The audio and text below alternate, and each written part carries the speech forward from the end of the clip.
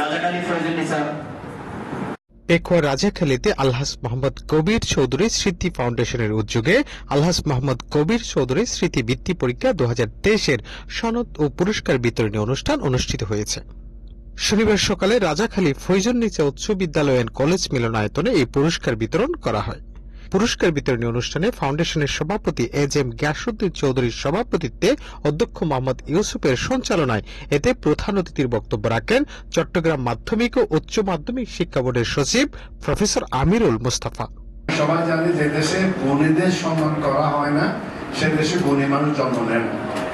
যারা চলে গেছে পৃথিবী থেকে তাদেরকে 1 বছর 2 বছর 3 বছর পর আমরা ভুলে যাই, কিন্তু তাদের কীর্তিগুলো যে থেকে যায় সেটা সবাইকে জানানো হচ্ছে।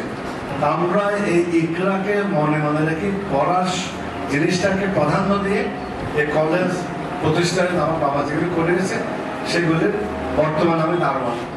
শিক্ষার কোনো বিকল্প নেই। প্রাথমিক আলোটা আমরা যেখানে পেয়েছি, এই জনপদকে আলোকিত করার জন্য আপনাদের যে অবদান, এই অবদান এই অঞ্চলের আমরা অধিবাসী আছি, আমরা আজীবন স্মরণে রাখব।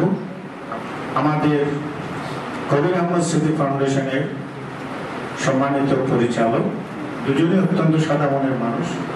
আমরা ছোটবেলা থেকে এই নামগুলো শুনে শুনে বড় পেয়েছি। আপনাকে আমি নিশ্চিত করতে চাই, আমি যদি বেঁচে থাকি আপনাকে কোনো চিন্তা করতে হবে না, এমপিওর কাজটি আমি অবশ্যই করে দেব। অনুষ্ঠানের শুভ উদ্বোধন করেন পেকুয়া উপজেলা নির্বাহী কর্মকর্তা মোহাম্মদ মইনুল হোসেন চৌধুরী।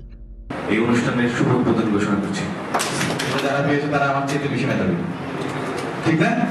তোমরা আমার চেয়ে বেশি মেধাবী। পরিচিতি আছে এই স্কুলটা বা এখানকার এই লোকালিটির একটা পরিচিতি আছে। তোমাদের এই স্কুলের এক ছাত্রী আমার ব্যাচমেট, আমার বান্ধবী, সে আমার সাথে একসাথে চাকরি করছে, একসাথে জয়েন করছে এবং এখনো করছে। হ্যাঁ, তারপর হচ্ছে তার বড় ভাই কিন্তু আবার আমাকে খুব আদর করে, উনিও কিন্তু এখানে স্টুডেন্ট। তাহলে এই কন্ট্রিবিউশন গুলি তোমাদের মতো এই ছাত্রছাত্রীরাই কিন্তু উঠে এসছে। তো তোমরাও এরকম কেউ হবে ভবিষ্যতে, আমরা তোমরা এই স্কুল থেকে তোমাদেরকেও পাবো, এইটা মনোবলটা রাখতে হবে।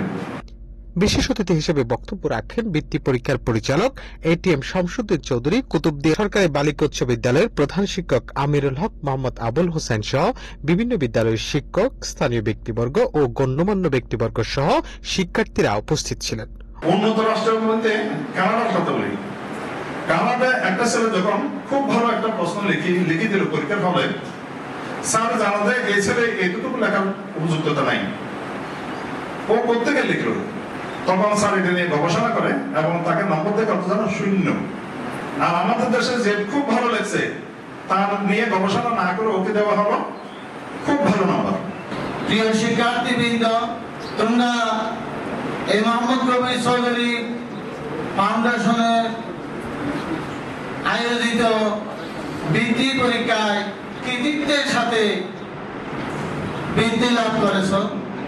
তোমাদেরকে ফাউন্ডেশনের পক্ষ থেকে ধন্যবাদ জানাচ্ছি।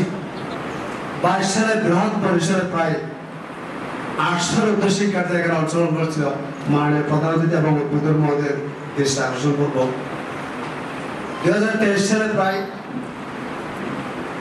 পেকুয়ার প্রত্যেকটি প্রতিষ্ঠান থেকে 796 জন শিক্ষার্থী এখানে অংশগ্রহণ করেছিল। তার মধ্যে পঞ্চম শ্রেণীতে 211 জন এবং অষ্টম শ্রেণীতে বাকি গ্রুপ। আমরা এখানে একটা ক্রাইটেরিয়া ভাগ করছি, যারা 70 থেকে 80 নম্বর পায় তাদেরকে আমরা সাধারণ গ্রেড এবং 80 থেকে যারা 100 নম্বর পায় তাদেরকে ট্যালেন্ট বলে বৃত্তি প্রদান করবে। অনুষ্ঠান শেষে বৃত্তিপ্রাপ্তদের মাঝে সনদ ও পুরস্কার বিতরণ করেন অতিথিরা।